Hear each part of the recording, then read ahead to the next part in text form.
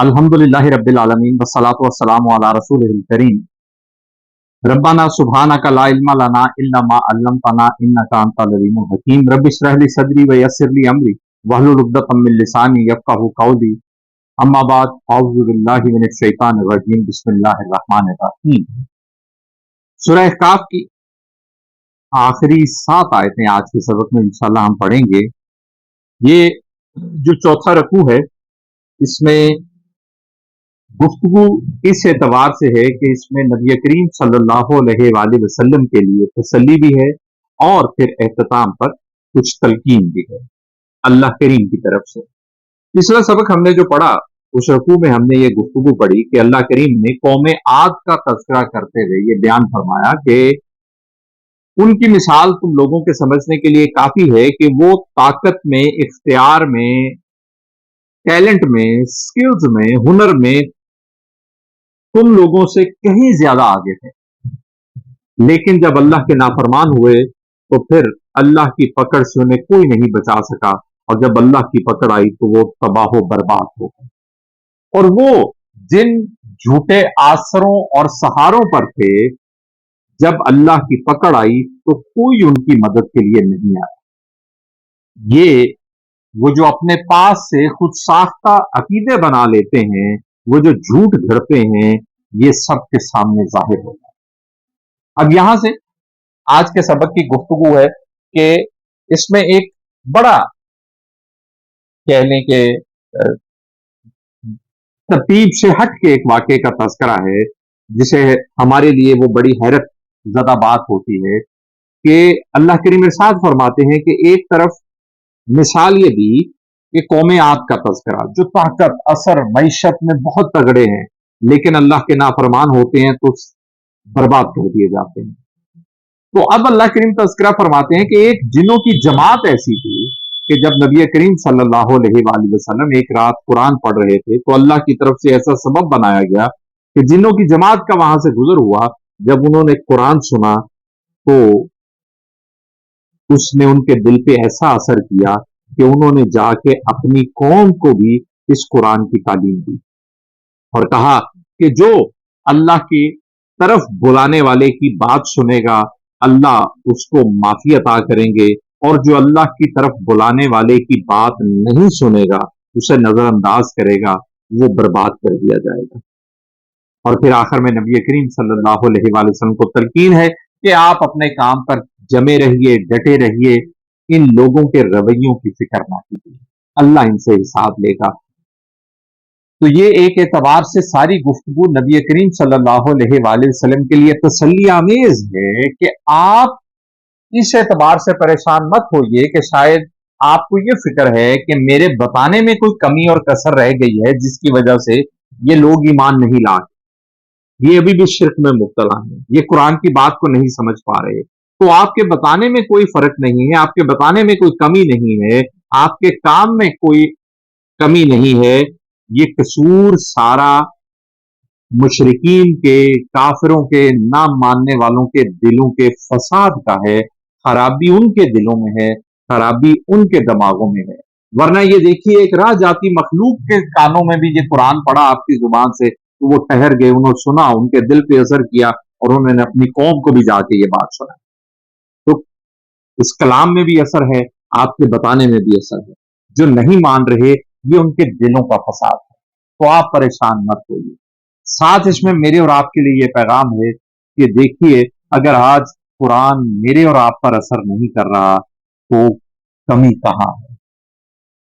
ये आयतें एक एक करके पढ़ते हैं, तफसील साथ साथ में अर्ज करने की कोशिश करता हूं इंशाअल्लाह ताला। आयत नंबर 29, औज़ु बिल्लाहि मिनश शैतानिर रजीम, बिस्मिल्लाहिर रहमानिर रहीम। व इस सरफना वा और इस जब सरफना सरफा, ये हम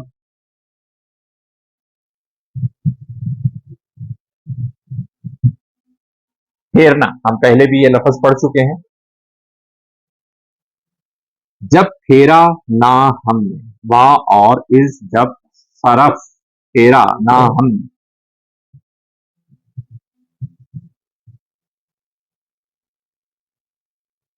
इलई का, इला तरफ, काफ आपकी, اللہ کریم نبی کریم صلی اللہ علیہ وآلہ وسلم کو تسلی دے رہے ہیں کہ اے پیارے صلی اللہ علیہ وآلہ وسلم، پچھلے سبق میں ہم نے تذکرہ پڑھا کہ وہ قوم عاد کے بھائی کا تذکرہ، اب یہاں پر ہے کہ اے پیارے صلی اللہ علیہ وآلہ وسلم وہ وقت جب پھیرا ہم نے آپ کی طرف نفرن، ہم اردو میں ایک لفظ نفری استعمال کرتے ہیں، جماعت، ایک گروہ، ایک پارٹی، من الجن، جنوں میں سے، من میں سے، جب ہم نے جنوں میں سے ایک جماعت کو آپ کی طرف پھیرا، آپ کی طرف پھیرا سے مراد آپ کی طرف موڑا، یستمعون القرآن، یستمعون کہ وہ غور سے سن لیں، توجہ سے سن لیں قرآن، اور جب پھیرا ہم نے آپ کی طرف ایک جماعت کو جنوں میں سے، تاکہ وہ پوری توجہ کے ساتھ قرآن سن، فلما، پس جب، واپس لما جب، حاضروہ، حاضر ہوئے اس کے پاس، حاضر حاضر ہوئے، واؤ جو ہے یہ جمع کا صیغہ بتاتی ہے کہ یعنی وہ جماعت، وعلیکم السلام، یہ نبی کریم صلی اللہ علیہ وسلم، کہ جب وہ نبی کریم صلی اللہ علیہ وآلہ وسلم کے پاس حاضر ہوئے، قالو، تو انہوں نے کہا، انصتو، خاموش ہو جاؤ، یعنی جب کسی ایک جن کے کانوں میں آواز پڑی قرآن کی تو اس نے باقی اپنے لوگوں سے کیا کہا، یا دو کے کانوں میں پڑی، تین کے کانوں میں، تو انہوں نے باقی جنوں سے کہا کہ خاموش ہو جاؤ، فلما، پس جب، قضیا، پورا ہو گیا، کیا پورا ہو گیا، وہ جو قرآن پڑھا جا رہا تھا، جب وہ قرآن پڑھنے کا معاملہ مکمل ہو گیا، قضیا، قضا لفظ ہم پہلے بھی کئی بار پڑھ چکے ہیں، وہ پورا ہو چکا، ولو، وہ لوٹے، یعنی جنوں کی جماعت لوٹی، وہ سارے جن جو آئے تھے وہ لوٹے، واپس لوٹے، الا طرف، قومہم، اپنی قوم کی، منذرین، ڈرانے والے بن کر یا ڈراتے ہوئے،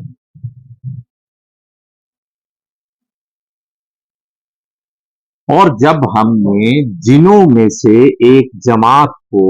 آپ کی طرف متوجہ کیا تاکہ وہ غور سے قرآن سن لیں، تو جب وہ آپ کے پاس حاضر ہوئے تو انہوں نے ایک دوسرے سے کہا کہ خاموش ہو جاؤ، یہ کچھ کلام ایسا پڑھا جا رہا ہے جو عام روٹین سے ہٹ کر ہے، ذرا توجہ سے اسے سنو، اور جب وہ قرآن پڑھنا مکمل ہوا اس موقع پر تو یہ جن واپس اپنی قوم کی طرف ڈرانے والے بن کر لوٹے، ڈرانے والے بن کر لوٹے مطلب کہ اپنی قوم کو بھی وہ سمجھائیں، ڈراوا دیں کہ یہ اللہ کی بات ہم سن کر آئے ہیں، تم لوگ جن خرابیوں کا شکار ہو اس سے باز آ جاؤ ورنہ انجام بہت خوفناک ہوگا۔ اب یہ واقعہ کیا ہے، یہ کس بات کی طرف حوالہ دیا جا رہا ہے؟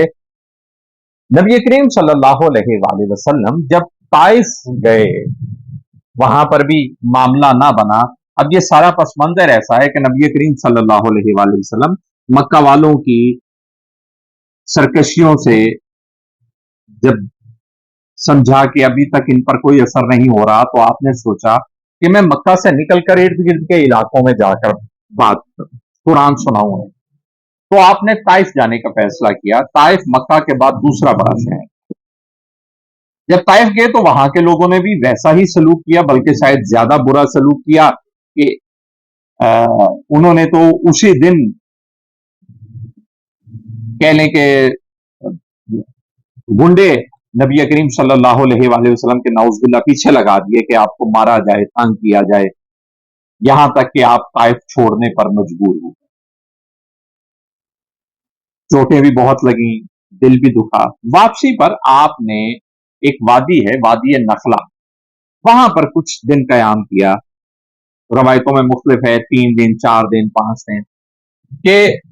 اتنا دل دکھا ہوا تھا کہ مکہ اپنا شہر بھی بات نہیں کہ 8-10 سال گزر گئے، اب آپ طائف آئے ہیں، یہاں کے لوگوں نے بھی ویسا ہی برا سلوک کیا ہے، تو आप कुछ दिन कह लें कि अलग गुजारने के लिए वादी उसमें रुक गए। वो एक सरसब्ज वादी थी, पानी भी वहां पर मौजूद था, तो आप वहां ठहर गए। तो एक रात आप वहां पर नमाज पढ़ रहे थे। अब कुछ रवायतों में है कि वो शुरू रात की नमाज थी, लेकिन ज्यादा रवायतें इस एतबार से हैं कि वो सुबह के करीब की नमाज थी। उस नमाज में आप किरत में सूरा कुरान की पढ़ रहे थे। अब यहां पर अल्लाह करीम ने फिर ये इरशाद फरमाया कि हमने जिनों की एक जमात को मतवज्जे किया उधर, हमने उन्हें फेरा। इससे एक बात यह सामने आई कि नबी करीम सल्लल्लाहु अलैहि वसल्लम ने नहीं बुलाया, ना नबी करीम सल्लल्लाहु अलैहि वसल्लम को इस बात का इल्म। जिनों को भी नहीं पता था कि यहां पर कोई नबी हैं और वो अल्लाह की कलाम की तिलावत कर रहे हैं। अल्लाह ने ऐसा सबब बनाया कि जिनों की गुजरती जमात जब उस लम्हे वहां से गुजरी जिस वक्त नबी करीम सल्लल्लाहु अलैहि वसल्लम कुरान की कोई आयतें पढ़ रहे हैं, तो उनमें से कुछ के कान में जब वो आवाज पड़ी तो उसने बाकी जमात से कहा कि खामोश हो जाओ, तवज्जो से सुनो। अब इस वाक्य की पूरी तफसील सूरह जिन में हम इंशाल्लाह पढ़ेंगे कि वहां पर वो जिन एक दूसरे कहते कि आज हमने, बल्कि पहले अल्लाह नबी करीम सल्लल्लाहु अलैहि वसल्लम को इरशाद फरमाते कि प्यारे सल्लल्लाहु अलैहि वसल्लम, आप लोगों को यह बताइए कि मेरी तरफ अल्लाह ने यह वही की है कि कुछ जिन आए थे कुरान सुनने। अब यहां से यह बात भी वाज़ेह होगी कि उनका वो आना भी नबी करीम सल्लल्लाहु अलैहि वसल्लम के उस वक्त इल्म में नहीं था। अल्लाह ने आपको वही करके बाद में बताया कि कुछ जिन्हों ने आपकी बात। अब तवज्जो से सुनी, और फिर जब कुरान पढ़ना मुकम्मल हुआ, यानी उस वक्त जो आप पढ़ रहे थे नमाज में, जब वो मामला मुकम्मल हुआ तो ये जिन आपसे मिले बगैर वापस अपनी कौम की तरफ लौटे, जो भी उनकी बस्ती थी जिस इलाके में भी थे, तो वहां पर जाकर उन्होंने भी अपनी कौम को ये बताया। फिर इस वाक्य की तफसील मैंने सूरह जिन में है, जहां पर यह तफसील बताई कि हमने एक अजीब कलाम सुना, यानी जिन्होंने जाके अपनी कौम से कहा। और फिर आज ही हम आगे पढ़ेंगे कि वहां पर यह तस्करा है कि हजरत मूसा अलैहिस्सलाम के बाद हमने अल्लाह की किताब, यानी हजरत मूसा अलैहिस्सलाम पे जो किताब आई थी उसके बाद अब किताब आई है, हम वो सुनकर आए। और अपनी कौम को भी उन्होंने डरावा दिया, समझाया कि तुम लोग जिन खराबियों का शिकार हो उससे बाज आ जाओ, वरना अल्लाह की तरफ से ये बात है कि नाफरमानों को माफ नहीं किया जाए। अब यहां पर यह तस्करा इस एतबार से है कि मैंने अर्ज किया कि नबी करीम सल्लल्लाहु अलैहि वसल्लम मक्का वालों से भी परेशान हैं। पहली दफा शहर छोड़कर लगभग 10 सालों के बाद ताइफ भी जाते हैं, दूसरा बड़ा शहर है, वहां के लोगों और सरदारों ने भी वैसा ही सलूक किया। तो अब उस वादी में अकेले तन्हा, कुछ रवायतों में है कि आपके साथ हजरत जैद बिन हारसा साहब थे, ये कुछ रवायतों में मौजूद है। तो बहरहाल इस वाक्य की रवायत खुद हजरत जैद नहीं करते हैं, ये भी एक बात है, लेकिन कुरान इस वाक्य को बयान कर रहा है। तो इसकी तफसीलात ऐसे ही हैं कि वादी नखला में, ये ताइफ से वापसी पर जो लोग हज उम्रा वगैरह पर गए हैं, जो इलाका है जुराना का, जुराना से पिछला जो स्टॉप है वो ये वादी नखला का इलाका है सारा, वहां पर नबी करीम सल्लल्लाहु अलैहि वसल्लम ठहरे हुए थे। तो ये जमात अल्लाह ने वहां से गुजारी, एक सबब बनाया, और फिर उनके ईमान लाने और अपनी कौम को जाके कुरान सुनाने के बाद नबी करीम सल्लल्लाहु अलैहि वसल्लम को बयान करके अल्लाह करीम इरशाद फरमाते हैं कि ऐ प्यारे सल्लल्लाहु अलैहि वसल्लम, आप तसल्ली रखिए, इत्मीनान रखिए कि इस कलाम में भी असर है और आपके बताने में भी असर है। कि देखिए, एक राह चलती मखलूक ने आपकी बात सुनी, इस कुरान को सुना और ईमान लिया, और सिर्फ ईमान नहीं लाए, सिर्फ वाह वाह नहीं की, अपनी कौम को भी जाके तबलीग। तो ये जो लोग आपके इलाके के हैं, आपकी कौम के हैं, ये इतने साल गुजरने के बाद भी ईमान नहीं लाते, उल्टा आपको तंग करते हैं, नाउजुबिल्लाह, तो आप इनके रवैये से परेशान मत होइए। کہ آپ کے بتانے میں کوئی کمی نہیں ہے، آپ کے طریقے میں کوئی کمی نہیں ہے، کمی، خرابی، فساد ان نہ ماننے والوں کے دل و دماغ کا ہے۔